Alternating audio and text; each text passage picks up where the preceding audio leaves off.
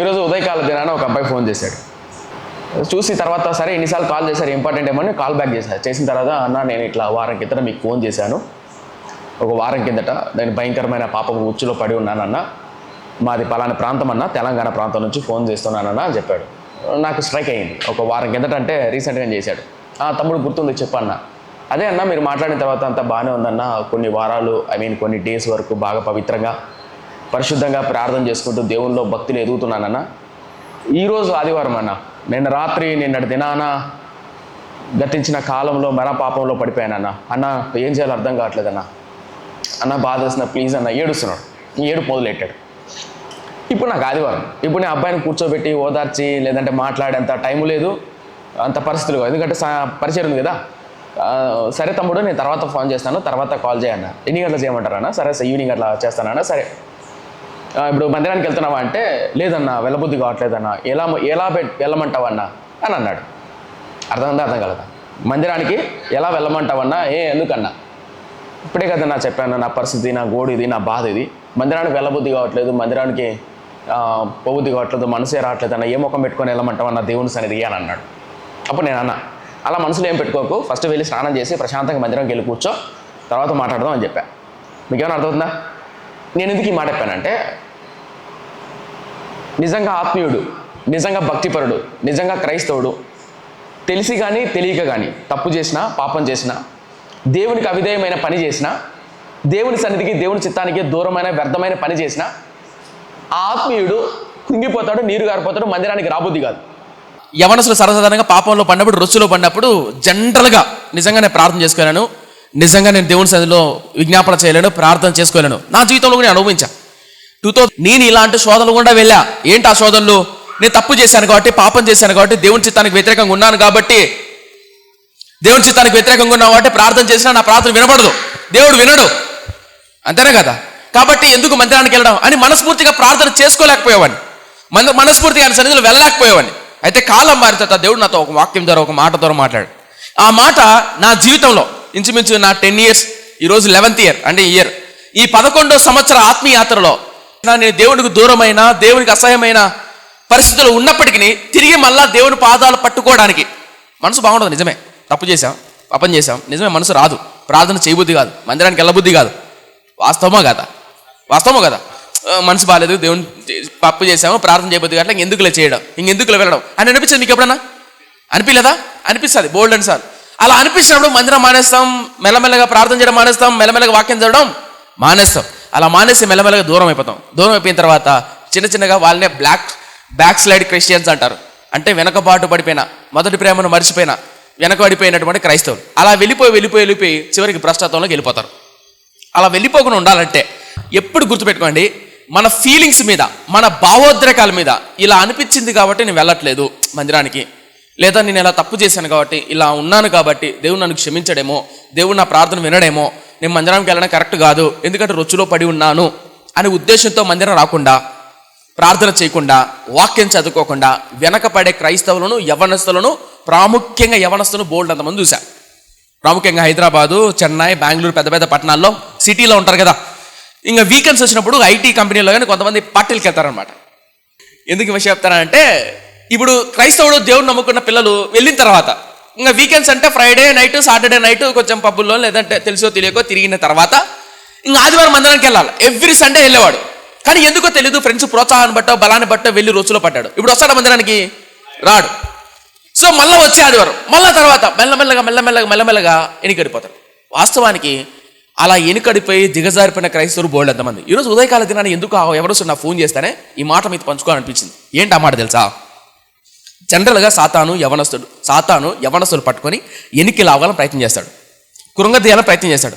అలా కృంగదీస్తున్నప్పుడు, ఎనికి లాగాలని ప్రయత్నం చేస్తున్నప్పుడు మన వ్యక్తిగత ఆత్మీయాత్రలో, ప్రాముఖ్యంగా నా వ్యక్తిగత ఆత్మీయాత్రలో దేవుడు నాకు నేర్పించింది ఇలాపవాక్యాలు. ఇప్పుడు తీస్తారా? ఇలాపవాక్యాలు చాలా చాలా చాలా ప్రాముఖ్యమైన మాట. మీ ఆత్మీయాత్రలో మీరు పడిపోయినప్పుడు, జారినప్పుడు, కృంగిపోయినప్పుడు, ప్రార్థన చేయనప్పుడు, ప్రార్థన చేయడం రానప్పుడు, వాక్యం చదవబుద్ధి కానప్పుడు, మందిరానికి వెళ్ళబుద్ధి కానప్పుడు మీరు చేయాల్సింది. అయితే దేవుడు నన్ను బలపరిచిన మాట ఏంటో తెలుసా? ఇలాపవాక్యాలు 3వ అధ్యాయం చాలా చాలా ప్రాముఖ్యమైనది. 24 చదువుతున్నాను. యెహోవా నా భాగమని నేను అనుకొనుచున్నాను. ఏంటట? యెహోవా నా భాగమని నేను అనుకొనుచున్నాను, ఆయన యందు నేను నమ్మిక ఉంచి ఉన్నాను. తన్ను ఆశ్రయించు వారి ఎడల యెహోవా దయాళుడు, తన్ను వెతుకు వారి ఎడల ఆయన డాష్ దయచూపువాడు. ఒక్కడ తలపకెత్తరా. ఇలాపము అంటే ఏడవడం. ఇలాప వాక్యాలు రాసింది ఎవరంటే ఇర్మియా అనే ప్రవక్త. ఇర్మియా అనే ప్రవక్త ఇశ్రాయేల్ ప్రజలు లేదా యూదా దేశం బబులోను బానిసత్వానికి వెళ్తున్నప్పుడు వారు చేసినటువంటి పాపం కానీ, విగ్రహాన్ని కానీ, అన్యాయాలు కానీ, అక్రమాల వల్ల యూదా దేశం బబులోను దేశాన్ని బానిసత్వంగా వెళ్ళిపోతుంది. అంటే వాళ్ళందరినీ పిల్ల బిడ్డలు సంసారం అంతా లాక్కొని వెళ్ళిపోతున్నారు. ఎవరు? బబులోను దేశం. అలా లాక్కొని వెళ్ళిపోతున్నప్పుడు ఇర్మియా ప్రవక్త దాన్ని చూశాడు.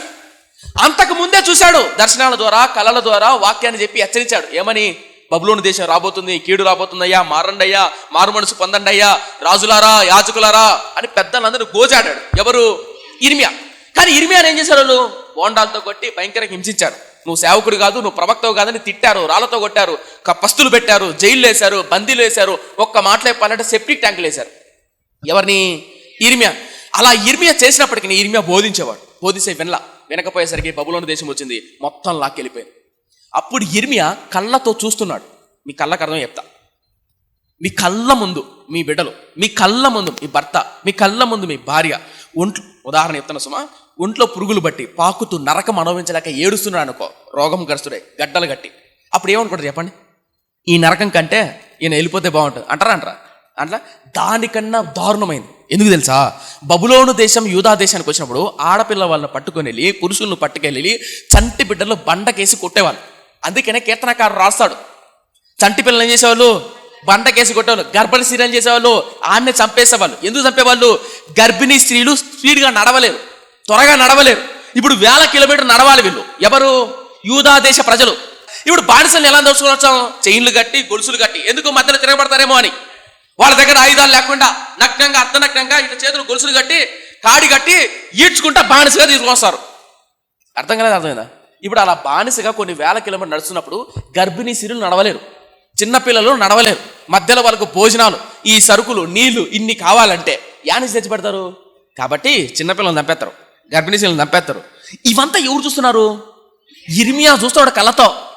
ఇప్పుడు ఇర్మియా అనే వ్యక్తి ప్రవక్త కదా, ప్రవక్త, ప్రేమతో నిండిన ప్రవక్త. అది చూసి భారంతో కన్నీటితో ఏడుస్తున్నాడు. ఇప్పుడు ఏడుస్తూ ఇశ్రాయేలు దేశానికి విలాప వాక్యాలనే పుస్తకాన్ని రాస్తున్నాడు. ఎందుకు రాస్తున్నాడు తెలుసా? మీరు చేసిన పాపాన్ని బట్టి, అవిధేయతను బట్టి ఈ రోజు ఈ శిక్ష వచ్చింది. రైట్. అలాగే యవన కాలంలో కావచ్చు, మన జీవితంలో కావచ్చు, మన ఆత్మీయతలో కావచ్చు, మన కుటుంబాల్లో కావచ్చు, మనం చేసిన పనులు బట్టి, అక్రమాలను బట్టి, అన్యాయాలను బట్టి, తీసుకున్న తీర్మానాలను బట్టి దేవుని నిర్ణయానికి దూరం అయిపోతాం, దేవుడి సన్నిధికి దూరం అయిపోతాం. పాపంలోనో, రొచ్చులోనో, టెంప్టేషన్లోనో, శోధనలో పడిపోతాం. పడిపోయినప్పుడు మనకు అనిపించేది ఏంటి? ఇంకా దేవుడు ఏ ముఖం పెట్టుకొని దేవుడి సన్నిధికి వెళ్ళాలి. అందుకు ఇలాప వాక్యాలు రాస్తూ ఇర్మియా ఏమంటాడంటే, ఇప్పుడు ఏమంటాడు చూడండి, యెహోవా నా భాగమని నేను అనుకొనుచున్నాను. వాస్తవానికి వాళ్ళు ఏమైపోయారు? పాపం చేసి శిక్ష అనుభవిస్తున్నారు లేదా? అయినప్పటికీ యెహోవా నా భాగమని నేను అనుకొనుచున్నాను, ఆయన యందు నేను నమ్మిక ఉంచి ఉన్నాను. తన్ను ఆశ్రయించు వాడి ఎడల యెహోవా దయచూపువాడు, తన్ను ఎదుకు వారి ఎడల ఆయన దయచూపువాడు. ఈ మాట నాకు చాలా ఇంపార్టెంట్. తర్వాత కింద లైన్ కూడా ఇంపార్టెంట్. ఒక నిమిషం చెప్తా చూడండి. ఈ మాట ఎందుకు ఇంపార్టెంట్ అంటే, రొచ్చులో పడినప్పుడు, పాపంలో పడినప్పుడు, దిగజారిపోయినప్పుడు ఆ క్షణంలో కూడా నాకు దయ చూపుతాడు, నన్ను క్షమిస్తాడు, నన్ను లేవనెత్తుతాడు అని వెతకాలి. వెతకబుద్ధి కాదు మనసు. ఎందుకు వెతకబుద్ధి కాదు? సాతాను నీలో ఒక ఆలోచన పుట్టిస్తాడు. ఏంటి ఆలోచన? నువ్వు తప్పు చేసావు, నువ్వు పాపం చేసావు, ఏ ముఖం పెట్టుకొని వెళ్తావు, ఏ ముఖం పెట్టుకొని నువ్వు ప్రార్థన చేస్తావు, ఏ ముఖం పెట్టుకొని నువ్వు బైబిల్ చదువుతావు, ఏ ముఖం పెట్టుకొని నువ్వు మందిరంలో అందరి ముందు వందనాలు చెప్తావు. ఈరోజు ఎంతో మంది, ఒక అన్న నాకు తెలిసిన అన్న, ఏమన్నా మందిరానికి రాలేదు. చాలాసార్లు మా నాన్నగారు నేను అడిగితే బిడ్డలను బట్టి మందిరానికి రాలేకపోతాను. నా బిడ్డలు చేసిన తప్పును బట్టి, నా బిడ్డలు చేసిన పాపాన్ని బట్టి, తప్పును బట్టి, ఇచ్చలుడి విత్తనాన్ని బట్టి ఏ ముఖం పెట్టుకొని మందిరానికి వస్తాం. వీళ్ళు కుటుంబం అంతా బైబిల్ పట్టుకొని తెల్లపట్లేసి ఓ మందిరానికి పోతారు, బయటకు వచ్చి ఇచ్చలుడి తిరుగుతారు. కాబట్టి మందిరం మానేశా అని ఎంతోమంది తల్లిదండ్రులు మందిరాన్ని మానేసిన వాళ్ళు ఉన్నారు. ఎంతోమంది యవనస్తులు, నా బతుకు ఇంతేలే, నా జీవితం ఇంతేలే, అందరూ తెలిసిపోయింది నా జీవితం, ఇంకెందుకు అనుకొని మందిరాన్ని మానేసిన వాళ్ళు ఉన్నారు. గుర్తుపెట్టుకో మిత్రమా, అలా మందిరం మానేస్తే ఇంకా భ్రష్టత్వానికి వెళ్ళిపోతాం. అలా దేవుని సన్నిధి ప్రార్థన చేయడం, వాక్యం చదవడం అవ్వదు, ఇంకా భ్రష్టత్వానికి వెళ్ళిపోతాం. వాస్తవానికి ఏం చేయాలి తెలుసా? నువ్వు ఎంత పాపివో, ఎంత భ్రష్టుడువో, ఎంత బలహీనుడో గుర్తిస్తే అంత గట్టిగా ఆయన దయ కొరకు వేడాలి. నా పాయింట్ మీకు అర్థమవుతుందా? మనం ఎంత బలహీనులమో, ఎంత భ్రష్టులమో, మన కుటుంబము, మన బిడ్డలు ఎంత శాపగ్రస్తమని తెలిస్తే అంత దయ కొరకు ప్రాకులాడాలి. దావీదు కుమారుడా, నన్ను కరుణించు, ఏయ్ మీరా గుడ్డోడా అన్నారా? అప్పుడు ఒక మాట ఉంటుందాడా, వాడు మరీ బిగ్గరగా ఉంటుంది, ఉండదా? వాడు మరీ బిగ్గరగా దావీదు కుమారుడా నన్ను కరుణించు, నన్ను కరుణించు. ఎందుకు ఈ మాట పైనంటే, ఎప్పుడైతే నువ్వు గుర్తిస్తావో, ఏం గుర్తిస్తావో, నేను బలహీనుణ్ణి, రొచ్చులో పడ్డానని గుర్తిస్తావో, నువ్వు గొప్ప ఆత్ముడి తెలుసా విషయం? నువ్వు గొప్పవాడు తెలుసా విషయం? ఎందుకు గొప్పవాడు తెలుసా? చాలా మంది గుర్తించట్లా. ఏమని? నేను బలహీనుణ్ణి, నేను రొచ్చులో పడ్డాను, యోగ్యుని కాదు. కానీ నువ్వు గుర్తించావంటే సంతోషం. అందుకని భక్తుడు ఏమంటున్నాడు? యెహోవా నా భాగమని నేను అనుకొనుచున్నాను. అయ్యా నువ్వు నా భాగమయ్యా, ఆయన కొరకు ఎదురు చూసి వారి పట్ల దయచూపువాడు, నువ్వు దయచూపువాడు అని నీ పాదాల యొద్ద కట్టుతున్నానయ్యా.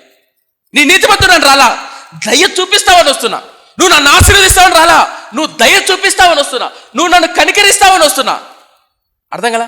ఆ మనసుతో నా 2018-19 అనగా నా ఇంచుమించు నా 18, నా 20-21 ఏట నేను ప్రభు సన్నిధిలో గడుపుతున్నప్పుడు, నా యవ్వన ఈచ్చల్లో బట్టి, రొచ్చులో బట్టి కృంగిపోతున్నప్పుడు దేవుడు నాకు నేర్పించిన మాట, యెహోవా నా భాగమని నేను అనుకొనుచున్నాను.